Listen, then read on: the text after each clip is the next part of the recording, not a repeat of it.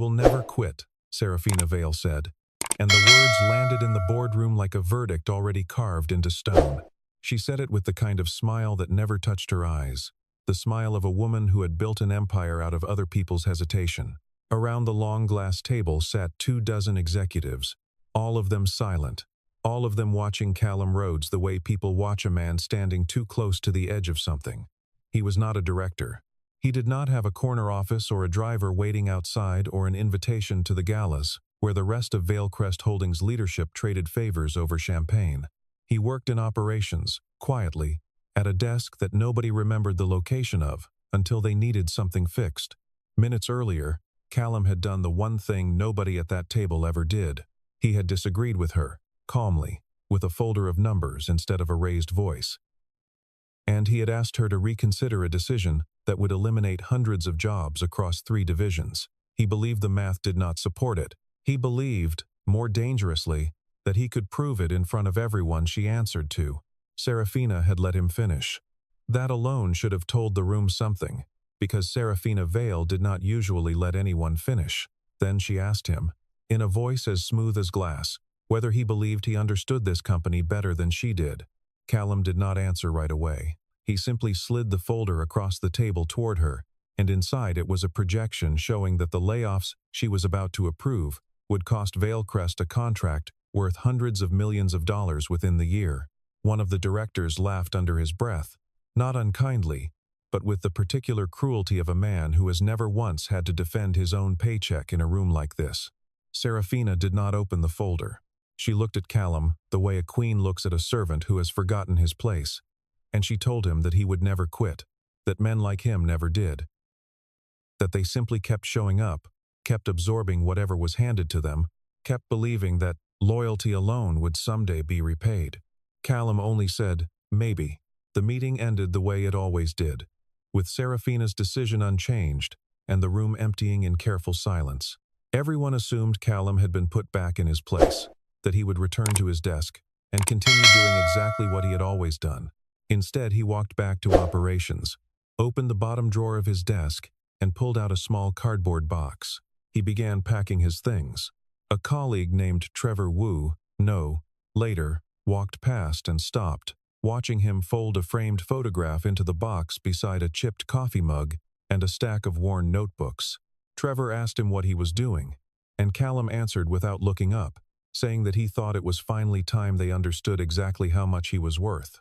Nobody in that office had any idea what those words would come to mean. Trevor lingered by the doorway a moment longer, half expecting Callum to laugh it off, to admit he was only clearing clutter, to say something that would restore the ordinary rhythm of the afternoon. Instead, Callum reached for the small framed photograph on his shelf, wiped a thin layer of dust from its corner with his sleeve, and set it carefully into the box beside the mug and the notebooks, as though even the smallest object deserved to be handled without carelessness. Word of what he was doing traveled through the floor faster than any memo the company had ever circulated, passed in glances and half-sentences between people who had spent years walking past his desk without truly seeing him. To understand what was happening at that desk, it helps to go back 9 years. To the day Callum Rhodes first walked into Valecrest Holdings as an unremarkable hire in a department nobody fought over. He was not a director then, and he was not one now, and in the years between, he had made almost no effort to change that. He arrived early most mornings, before the building's better-paid occupants had finished their coffee, and he left late most nights, long after the parking garage had emptied of anything with a driver in it. He did not attend the galas. He did not appear in the company newsletter. He drove a car that was neither impressive nor embarrassing. What almost nobody at Valecrest knew was that Callum had been one of the architects of the very operational systems the company now depended on to function. He was the person quietly summoned when a crisis threatened to become public. The one who untangled the knots that executives never even realized had been tied. He had rebuilt supply chains during 2 different near collapses. He had caught fraudulent invoicing in a subsidiary long before anyone in finance noticed the pattern. He had done all of this without asking for a title, without asking for recognition, and largely without anyone above him noticing that the man solving their problems was the same man they walked past in the hallway without a nod. He kept himself deliberately small within the company. And this was not the result of a lack of ambition. It was the result of a decision he had made after certain events in his own life had left him raising a household alone, choosing carefully what he let take up space in his days. He did not bring that part of his life into the office, but the discipline of it shaped him, made him a man who weighed every hour against what it cost him elsewhere, who had learned that being visible often meant being consumed. He preferred to be useful and unseen. It had served him for 9 years. There had been a season, early in his time at Valecrest, when he considered chasing the visible version of success, the office with a view, the title on a business card that made strangers straighten their posture. He had watched men half as capable as himself rise through the company on the strength of confidence alone, men who spoke loudly in meetings and quietly outsourced their actual work to people like him. He had let that ambition go, not out of bitterness, but because he had done the arithmetic honestly and concluded that the hours required to chase a corner office were hours he was not willing to take from the rest of his life. Once that decision settled in him, it never wavered again. He built a private discipline instead, a habit of solving whatever crossed his desk as thoroughly and quietly as possible, then walking away from the credit before anyone could hand it to him. Some colleagues mistook this for a lack of hunger. In truth, it was the opposite. It was hunger redirected somewhere the company's org chart could never measure. He had learned, too, to read the building the way a sailor reads weather, noticing which departments were quietly starved of resources months before the layoffs were announced, which executives' confidence in a project was a performance rather than a conviction. This instinct was why his objection to the board's cost-cutting plan had not been a guess. It had been the product of 9 years spent watching the same patterns repeat themselves, dressed each time in slightly different language. Serafina had crossed paths with him more times than she could count. She had signed off on reports he authored without reading his name at the bottom. She had walked past his desk during late-night crisis sessions without registering that he was the reason the crisis ended by morning. In her mind, if she thought of him at all, Callum Rhodes was simply one of the many competent, replaceable people who kept the machine running quietly beneath her, a man who would never have the nerve to walk away from a paycheck as reliable as the one Valecrest gave him. She was, in this single assumption, catastrophically wrong. It was not only pride that blinded her to him, though pride played its part. It was the particular arithmetic of running a company as large as Valecrest, where a chief executive's attention became the scarcest resource in the building, rationed out to whoever made the loudest claim on it. Callum had never made a loud claim on anything. He solved problems and stepped back into the crowd, and over years that habit had rendered him almost invisible to the one person whose attention might have changed the trajectory of both their lives far sooner. To understand Serafina herself requires more nuance than the easy story people like to tell about her, the story where a cold woman simply enjoyed cruelty for its own sake. She was not a fool, and she was not a caricature. She had built Valecrest from a modest logistics firm into a conglomerate worth billions, doing it through a combination of ruthless timing, real intelligence, and an instinct for risk that had made her famous by the time she was 30. But success like that carries its own poison, and over the years it had convinced her of something dangerous. That if she was the smartest person in any given room, then everyone else in that room existed to listen, not to speak. She had built her company, and slowly, without meaning to, she had built a version of herself that could not tolerate being questioned. This was especially true when the questioning came from someone she considered beneath her notice. Someone like Callum, and it was this exact vulnerability that Dorian Blackwell, her chief financial officer, had spent months quietly exploiting. Dorian was 48, polished, and precise in the way. Only a man who has spent decades learning to disappear inside numbers can be precise. He had been feeding Serafina a slow, careful narrative, telling her again and again that Callum was becoming a problem, that his objections to leadership decisions were less about operational accuracy and more about undermining her authority in front of the board. He arranged financial summaries in ways that made Callum's warnings look like the noise of a disgruntled employee overstepping his role, rather than the analysis of a man who had quietly kept the company solvent more than once. Serafina began to believe him. It was easier than the alternative. She ordered Callum's access to several internal systems restricted, cutting him out of projects he had helped build from nothing. Callum warned her before it happened. He told her that if she went through with it, the person she was removing from the system was not him. It was the last layer of protection the company still had. She had laughed at that, asking if he was threatening her. He told her, simply, that he was warning her, and that there was a difference, though she would not understand it until it was too late to matter. She signed the order anyway, formally removing him from the most important project Veilcrest had running that year, which brings the story back to the box on his desk and the quiet, deliberate way he packed it. He did not slam drawers. He did not raise his voice. He folded each item with the same care a man might use packing away a life he had outgrown, and colleagues who had worked beside him for years began to sense, without being able to name it, that something enormous was ending in that ordinary corner of the office. The man who had quietly solved their unsolvable problems for nearly a decade was leaving, and for the first time, some of them understood how much of the company's stability had rested on shoulders nobody had bothered to look at. Serafina walked past on her way to another meeting, and she paused when she saw how empty his desk had become. She told him he had finally understood, and when he asked what exactly he was supposed to have understood, she said that Veilcrest did not need him. Callum smiled, very faintly, and agreed with her. She seemed briefly thrown by the ease of his agreement, expecting resistance that never came. Then he told her that she had not yet understood the reverse of that statement, and before she could ask what he meant, he lifted the box from his desk and walked out of the building without looking back. Nobody knew what he had already set in motion long before that morning. His phone rang before Serafina had even reached her office, and the voice on the other end told her that Veilcrest had just lost control of one of its subsidiary companies. She asked who was behind it. There was a pause on the line, and then the voice admitted that they had not yet identified the party responsible.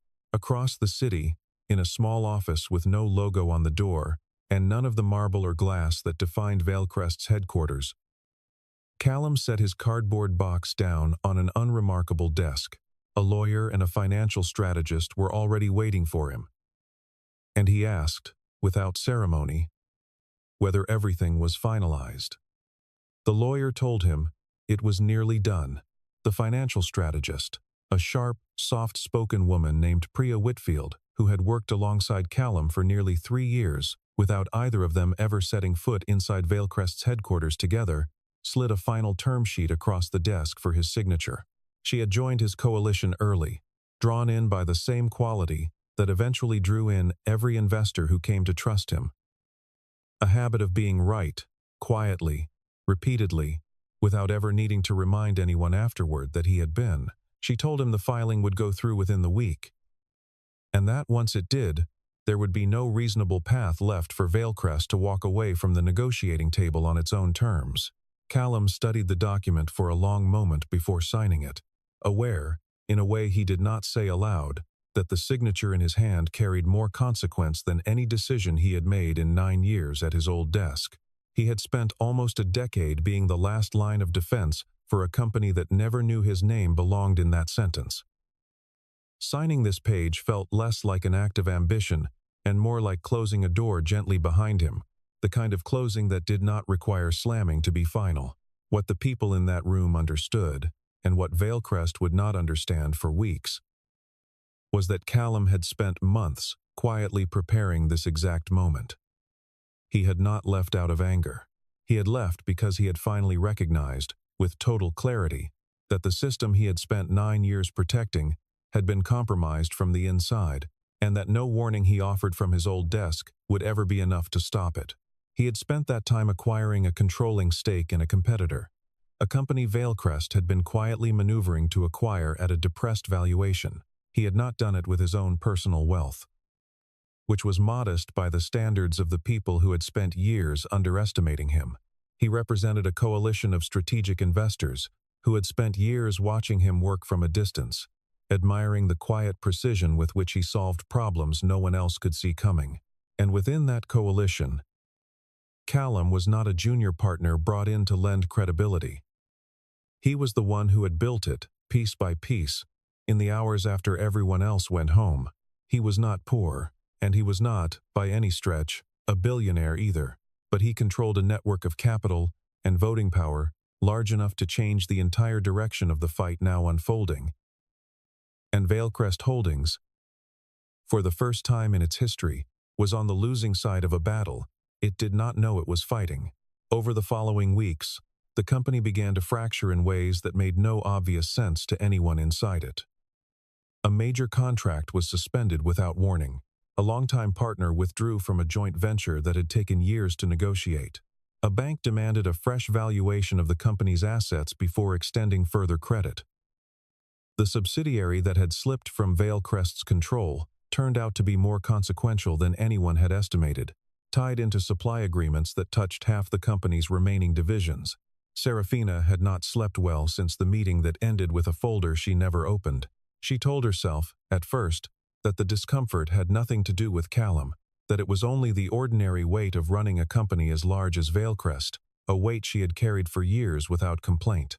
But the discomfort followed her into board meetings and dinners, and the long silent drives home, and eventually she recognized it for what it was. A small, persistent doubt she had never allowed herself to feel before. Not once, in 15 years of building an empire on the certainty of her own instincts.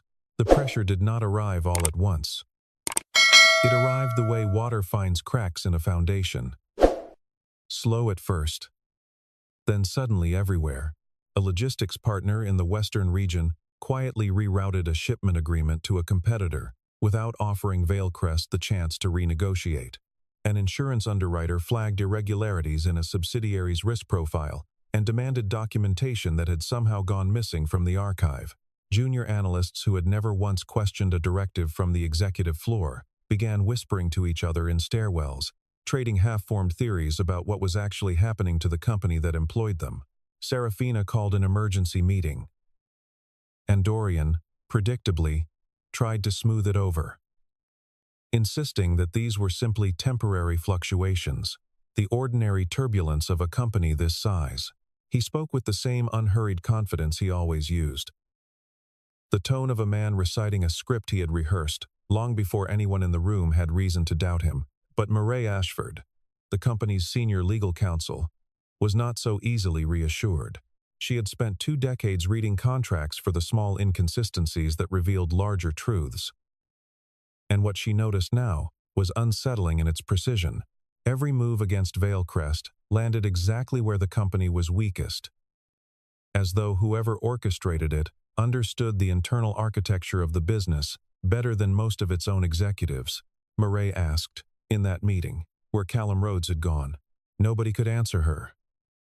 Serafina sat in silence, and for the first time since the boardroom confrontation weeks earlier, a small, unwelcome thought took root in her mind. The thought that the man she had dismissed so easily might never have been weak at all. She ordered a full review of his personnel file. The employee assigned to the task reported back that there was nothing unusual in it. Nothing that explained the chaos unfolding around them. Murray, hearing this, asked the obvious question that no one else in the room seemed willing to voice. If there was truly nothing remarkable about him, why was the entire structure of the company beginning to shake because of him? That evening, a document arrived on Serafina's desk through channels she did not immediately recognize. She read through pages of acquisition filings and shareholder agreements until she reached the final page, where a single line sat beneath a signature block. It named Callum Rhodes as an authorized representative. And beneath his name was printed, the company Vailcrest had been quietly trying to absorb for the better part of a year. She read the line 3 times before she believed it. Then she sat very still at her desk for a long while. The city lights spread out beneath her office window. Like a map of a kingdom she was no longer certain she still ruled. Turning the truth over slowly, the way a person turns over a stone they suspect has something living underneath it. While Vailcrest scrambled to understand the shape of the threat closing around it, the story shifted into something closer to a slow-burning corporate thriller than a simple tale of ambition. Murray had begun, quietly and without informing Serafina at first, to investigate Dorian Blackwell directly. What she found unsettled her far more than anything connected to Callum.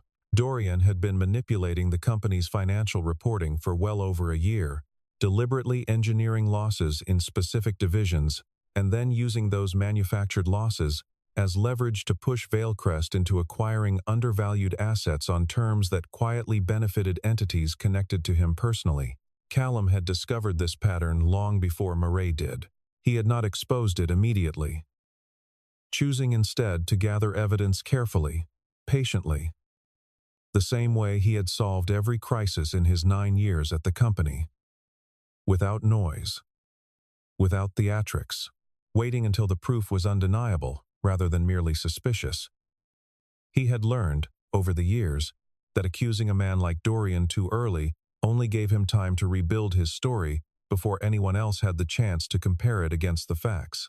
So Callum had watched, quietly copying figures into private files late at night, cross-referencing invoices against shipment records, tracing the same small inconsistency across a dozen different transactions until the pattern became too large and too deliberate to be mistaken for ordinary human error. What troubled him most, in those long nights of quiet verification, was not the scale of what Dorian had done, but how easily it had been allowed to continue. Nobody above Dorian had ever asked the kind of granular questions that might have exposed him sooner, because nobody above him believed those questions were beneath their attention. It was, Callum thought, the same blindness that had made Serafina dismiss his warnings in the first place, a confidence in title over evidence, in position over proof. Serafina, alone in her office late one night, began revisiting every warning Callum had given her over the years, each one dismissed, each one buried beneath her certainty that she alone understood what was best for the company she had built. She realized, slowly and painfully, that Callum had never truly opposed her. He had opposed the man quietly dismantling everything she had spent her adult life constructing, and she had punished the messenger while the real threat sat 2 seats away from her in every meeting that mattered. In the days before that meeting, Serafina had done something she rarely allowed herself to do, which was sit with a decision instead of forcing it. She replayed the boardroom moment when she had told him he would never quit, hearing it now not as the dismissal she had intended, but as an accidental prophecy, a truth she had spoken without understanding its weight. She thought of the years she had walked past his desk, the countless crises resolved quietly beneath her notice, and she began to understand, with a discomfort she was not accustomed to feeling, that her success had been built partly on the labor of people she had never once bothered to see clearly. She found him at last in an ordinary coffee shop on the edge of the financial district. A place with no boardroom polish, no security detail trailing either of them, no cameras waiting to capture the moment for anyone else's benefit. She asked him, without pretense, why he had never told her the truth outright. He told her that he had told her. She had simply never listened. It was not said with cruelty. It was said the way a man states a fact he has already made peace with. And Serafina, for the first time in longer than she could remember, had no argument prepared to counter it. She sat with the silence instead of filling it, which was, in its own way, the beginning of something changing in her. Callum set a small drive on the table between them and told her that it contained proof of Dorian's betrayal, evidence that would either save what remained of her company or confirm, once and for all, that she had built her entire empire on a foundation she had never bothered to inspect. The choice in front of Serafina was brutal in its simplicity. She could protect the company's reputation by quietly removing Dorian and burying the evidence, absorbing the losses without ever admitting publicly how deep the betrayal had run. Or she could expose everything, knowing that the disclosure might send Veilcrest's stock into a freefall. The company could not survive intact. She chose the truth, and to the surprise of nearly everyone who thought they understood her, she did not hesitate once the decision was made. She convened the board. Dorian, sensing the walls closing in, attempted to turn the narrative back on Callum, standing before the same directors who had once laughed at him and declaring that the real manipulator behind Veilcrest's collapse was the former operations employee who had somehow gained control of a rival company. For a moment, a handful of board members seemed ready to believe him, drawn to the simpler story of an outsider's revenge rather than the harder truth of an insider's betrayal. Then Callum walked into the room, and everything about the way people looked at him had changed. He was no longer an employee whose name nobody remembered. He entered as the authorized representative of a major strategic shareholder. And he did not raise his voice or make a single dramatic gesture. He simply laid out the evidence, one document at a time, a transaction here, a signature there, an account that should never have existed, an email that Dorian had clearly believed would never surface.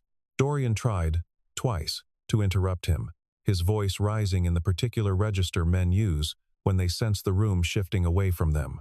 The first time, Callum simply waited until he finished, then continued exactly where he had left off.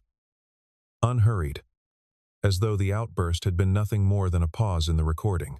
The second time, one of the directors who had laughed at Callum months earlier raised a hand and asked Dorian, quietly, to let the man finish.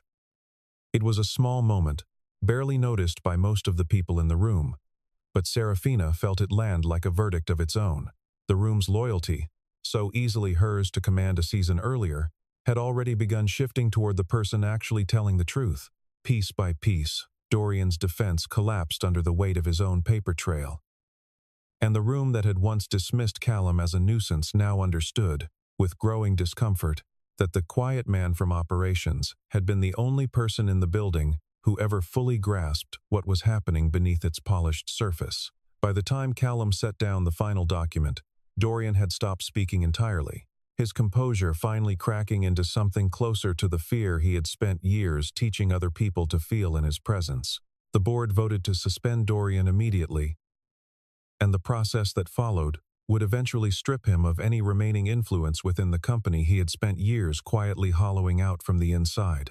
Serafina retained her position as chief executive, but the balance of power within Veilcrest shifted permanently, with oversight redistributed in ways that made a repeat of Dorian's deception far harder to engineer. Callum, meanwhile, emerged as one of the largest strategic shareholders, connected to the very partner Veilcrest had once tried to swallow whole. It would have been easy, at that point, for the story to end in triumph and nothing else, the underestimated man finally vindicated, the powerful woman finally humbled. But the truth of what happened between them afterward was quieter and, in its own way, more honest than any simple reversal of fortune. Serafina sought him out one final time, not as an executive summoning an employee, but as one person seeking another. She asked him plainly why he had not used everything he held to destroy her when he clearly could have. He answered that he had never wanted to destroy her at all. When she asked what he had wanted instead, he told her that he had wanted her to finally see what she had refused to look at for years. For the first time since anyone at Veilcrest could remember, Serafina set aside the practiced composure that had defined her entire public life. She admitted, quietly, that she had judged him by his title, his clothing, and the modest position he had occupied for nearly a decade, never once considering that those surface details said nothing true about the man underneath them. Callum told her she owed no apology for having once believed him weak. He told her only that she should never again use her power to force someone else into silence. When she asked what might have happened if he had chosen to stay instead of leaving that morning, he glanced toward the memory of his old desk and admitted that he would likely still be seen as the man who never had the courage to walk away. Then he offered her something closer to a smile than she had seen from him in all their years working under the same roof. And he told her that sometimes walking away was not the same as giving up. Sometimes, he said, it was simply how a person finally began again. Serafina studied him for a long moment, searching, perhaps, for the resentment she had expected to find and never quite locating it.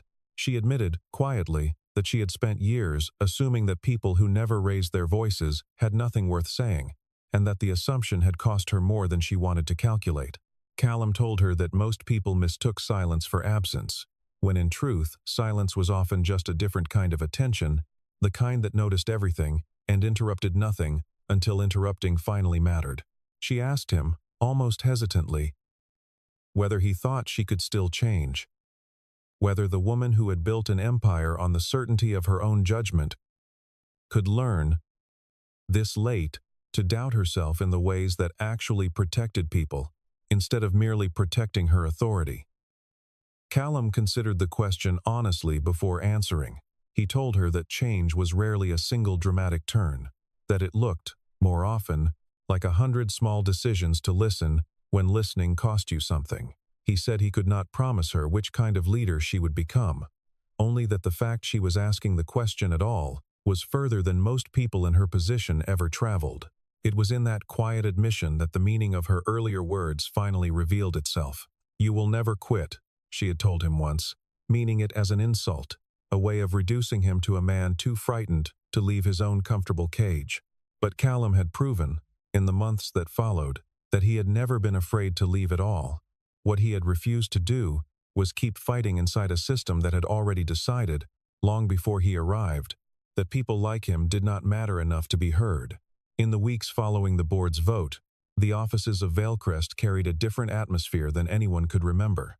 The hallway conversations that once revolved around quarterly targets now circled quietly around a single unanswered question: how a company built on precision and control had allowed itself to be steered so completely by a man nobody had thought to scrutinize. Murray found herself fielding calls from journalists, regulators, and nervous shareholders in equal measure, each one wanting a version of the story simple enough to repeat in a single sentence. She gave none of them what they wanted. She had learned, across 2 decades of practicing law inside rooms like this one, that the true shape of a betrayal rarely fit inside a headline, and she was not willing to flatten what had happened into something easier to swallow.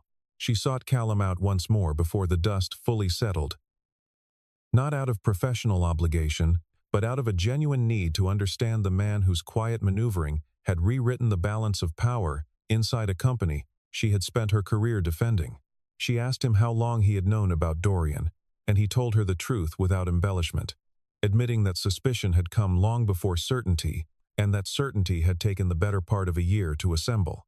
She asked why he had not simply come to her sooner, given her position, given the authority she held to act on exactly this kind of evidence. Callum answered carefully. He told her that he had considered it, more than once, but that Dorian had spent years cultivating relationships throughout the legal and compliance functions of the company, and Callum could not be certain, in the earliest stages, which of those relationships might quietly warn Dorian the moment an investigation began. He had needed the proof to be so complete, so undeniable, that no amount of warning could have let Dorian rebuild his defenses in time. Morale absorbed this without argument, recognizing in it the same careful patience she valued in her own work, and from that conversation forward, something like mutual respect settled between them, quiet and unspoken, the way respect often is between two people who share a habit of trusting evidence over instinct. Months passed, and Valecrest underwent a slow, deliberate restructuring. Dorian was removed from the company entirely and left to face the legal consequences of what the investigation had uncovered, his once immaculate reputation dismantled piece by piece in the same patient manner he had once used to dismantle others. Serafina remained at the helm of the company she had built, but something in her leadership had shifted, quietly and permanently. She began listening, really listening, to the employees whose names she had never bothered to learn, understanding at last that the people closest to the ground often saw dangers that the view from the top obscured entirely. Callum did not return to his old desk. He had no interest in reclaiming a title he had never wanted in the first place. Instead, he founded a strategic consulting firm of his own, built quietly and deliberately, the same way he had built everything else in his career, and within a short span of time, it had grown into something respected far beyond the narrow world of Valecrest Holdings. He hired carefully, choosing people who reminded him of who he had once been, competent and overlooked. The kind of employees other companies promoted around rather than through. His first analyst had spent 6 years at a mid-sized firm without a single promotion despite carrying half her department's workload quietly on her own shoulders. His second hire had been let go from a logistics company for asking questions that made his supervisors uncomfortable, questions that turned out, in hindsight, to have predicted a supply failure almost to the week. Callum built his firm around the conviction that the most valuable people in any organization were rarely the ones making the most noise about their value, and within 2 years, that conviction had become the foundation of a reputation his new competitors found difficult to challenge. He kept his office modest, deliberately so, resisting every suggestion from his own investors that a firm of his growing standing needed a taller building and a more impressive lobby. He preferred the quiet corner space he had started in, the one with a single window overlooking a street, busy enough to remind him the world kept moving, and slow enough that he could still hear himself think. One afternoon, Serafina came to see him at his new office. A modest space that carried none of the grandeur of the tower she still occupied. She offered him a position back at Valecrest, a real one this time, with the authority and recognition that had always been his by merit, if never by title. Callum declined, gently but without hesitation. She asked whether he was still angry with her. He told her he was not. She asked, then, why he would not come back. And he looked out toward the window for a long moment before answering. She pressed gently, telling him that Valecrest was already better for what he had exposed, that the board had grown more careful, that she herself had grown more careful, and that a man who had spent 9 years quietly holding the company together deserved a seat that finally matched what he had always contributed. It was not an unreasonable offer, and part of her hoped, more than she wanted to admit, that he would take it, if only so the story could end the way stories were supposed to end, with the wrong finally set fully right, and the two of them standing on the same side of the table at last. He told her that, for the first time in his life, he no longer felt the need to prove that he deserved a seat at anyone else's table. Serafina absorbed this in silence, and something in her expression suggested she understood exactly what he meant, perhaps for the first time in her career.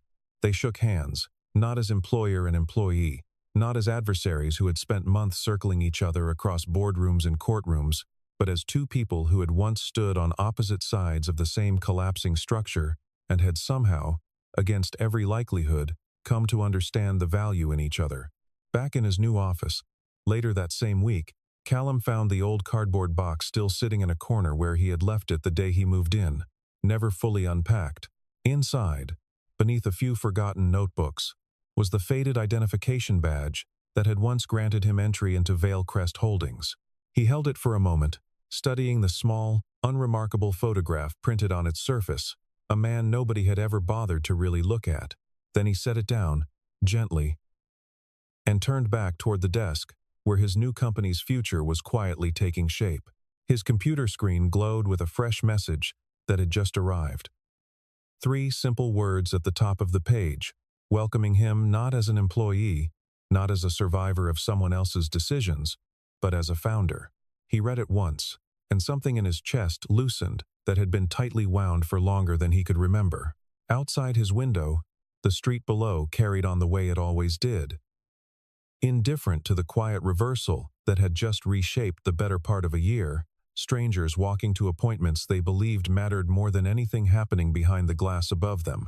Callum found something steadying in that indifference.